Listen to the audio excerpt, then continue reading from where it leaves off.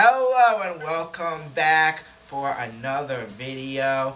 This is Ben Silk and I'm here with Kevin. Josh Silk. Ben. And let's get started. We got 2 games this week and the winner of these games will play in Super Bowl 60, and damn, we got some good ones. But first, just to talk about the games last week. Do you guys want to recap any of the games last week? So last week, the Broncos beat the Bills in overtime with Bo Nix getting hurt at the last second. And the other game, the Rams beat the... They beat the 49ers. They beat the Niners. Wait, no, they beat the Bears. Right. Alright. So the Rams took on the Bears, and in that game went into overtime. It was an amazing play by Caleb Williams to get that game in overtime, but at the end, that play is going to be forgotten because at the end of the day, the Rams still took it as Caleb Williams also pulled a Josh Allen and threw a pick in overtime. Kevin, do you want to talk about the Seahawks-Niners game? Yeah, sure. So, I don't think there's much to be said. The 49ers only scored 6 points, but it felt like that game was over literally since the first play when Rashid Shaheed took it the entire length of the field, and that place erupted, that stadium. It's going to be hard this upcoming Sunday for the Rams to go into Seattle and play in that stadium just because of how electric they are, but the Seahawks, they won big, and they're moving on with Sam Darnold, which is impressive because their expectations this season were not making the NFC Championship game, and they're in it. Yeah, Dad, you want to talk a little bit about the Patriots game? I would love to. That Caleb Williams touchdown was remarkable, and I do think that maybe it won't be totally forgotten. But what won't be forgotten was that great Drake-made Keyshawn Boutte, Odell Beckham-style catch late in the Pats game. That was tremendous. Yes. And so wonderful. Gotta say, that was one of my favorite parts of the game, and it was so wonderful. And then I want to say how crazy the ending of that Bills Broncos game was, because the Bills were driving down the field doing what they do, and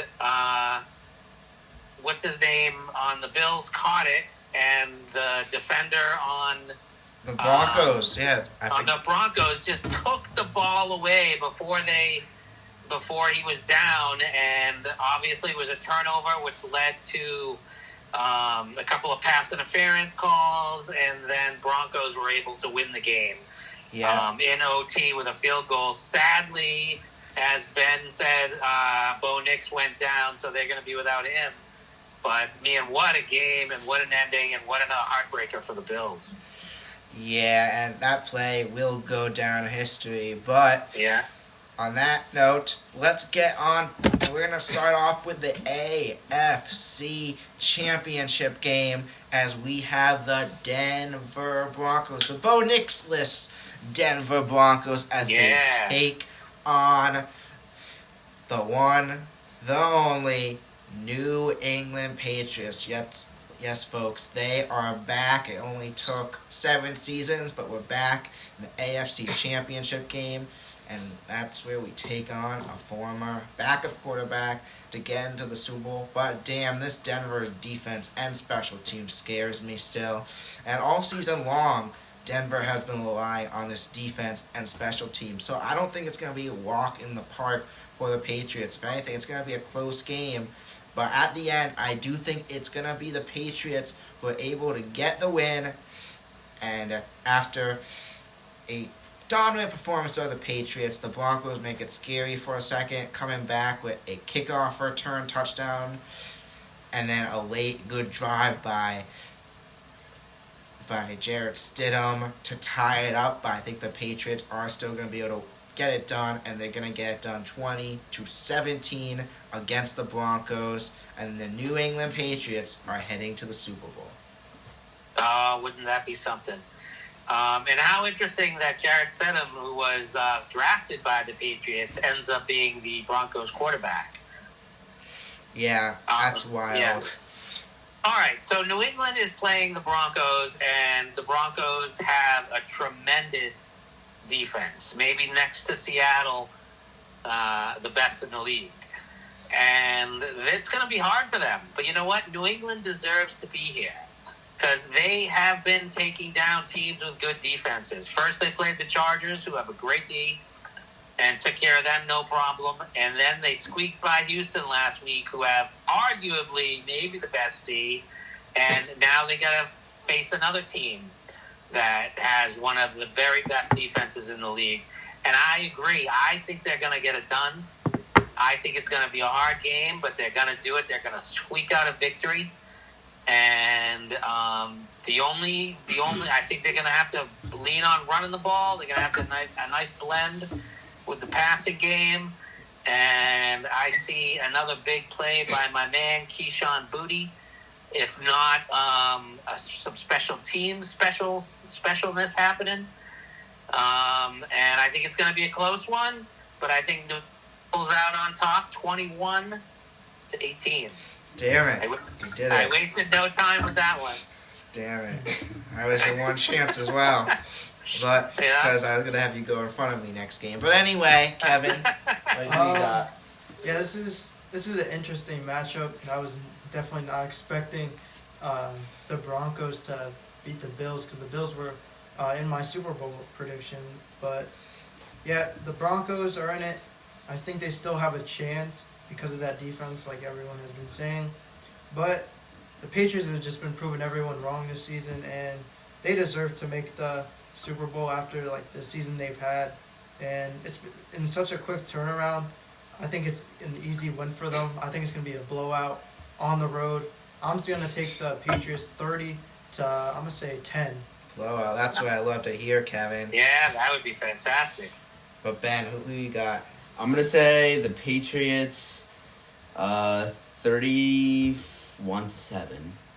31-7. All right. Oh, even bigger blowout. Nice. Yeah, some good games. I'd love it if it's a blowout. Let's see how this Broncos D does, and comment your predictions for this game below. But anyway, we're on to our second game of the week. The Seattle Seahawks take on the Rams as they come to town in Seattle. It's going to be a good game as well. A rematch of that amazing game with a few weeks left in the season. Seahawks wound up taking it in overtime, 38-37.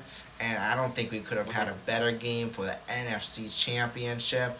And yeah, I just want to know, before we get to predictions, does anyone want to give their opinion on just how electric you think that last game is, and if it's going to be continue to be electric in this one?